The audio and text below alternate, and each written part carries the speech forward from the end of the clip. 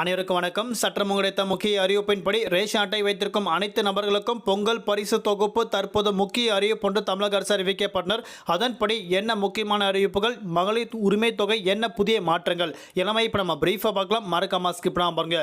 உங்களுக்கு ரேஷன் அட்டை பற்றியும் பொங்கல் பரிசு தொகுப்பு பற்றியும் மகளிர் உரிமை தொகை ரூபாய் 1000 பற்றி பல முக்கிய அறிவிப்புகள் உடனுக்குடன் துல்லியமாக தெரிந்து கொள்ள நம்மளோட சேனலை கீழே இருக்கிற பட்டனை கிளிக் பண்ணி சப்ஸ்கிரைப் பண்ணிக்கோங்க. பக்கத்துல பெல் பட்டனும் கிளிக் பண்ணிக்கோங்க.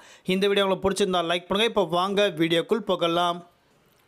பொங்கல் பண்டிகை முன்னிட்டு ரேஷன் அட்டைதாரர்களுக்கு பல்வேறு முக்கிய அறிவிப்புகளும் பல இலவச பொருட்களும் வழங்கப்படும் என தற்போது தமிழக அரசு அறிவிக்கப்பட்டாங்க.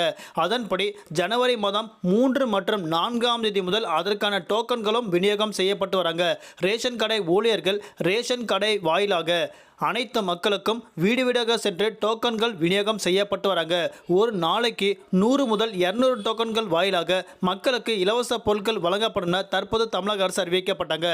அதன்படி ஜனவரி மாதம் 9ஆம் தேதி அனைவருக்கும் கட்டாயம் பொங்கல் பரிசு தொகுப்பாக ரேஷன் அட்டைதாரர்களுக்கு முக்கியமாக 1 கிலோ பச்சரிசி, 1 கிலோ அரிசி மட்டுமல்லாமல் சர்க்கரை உள்ளிட்ட பொருட்களும் கூடவே கரும்பு உள்ளிட்ட பொருட்களும் இலவசமாக வழங்க போகிறாங்க.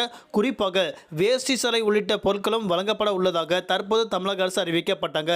அது மட்டும் இல்லாமல் ஜனவரி மாதம் 10ஆம் தேதி அனைவருக்கும் ரூபாய் 1000, அதாவது மகளிர் உரிமை தொகையாக ரூபாய் 1000 வந்து ஜனவரி மாதம் 10ஆம் தேதி அவரவர் வங்கி கணக்கில் வரவு வைக்கப்படும் தற்போது அறிவிக்கப்பட்டாங்க.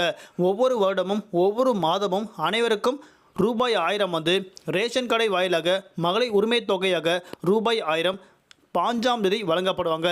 ஆனால் தற்போது ஜனவரி மாதம் 10ஆம் தேதி அனைவரும் வங்கி கணக்கில் வரவு வைக்கப்படும் தற்போது தமிழக அரசு அறிவிக்கப்பட்டனர். புதுச்சேரி மாநில அரசு பொங்கல் பரிசு தொகுப்பு எதுவும் வழங்கப்படவில்லை.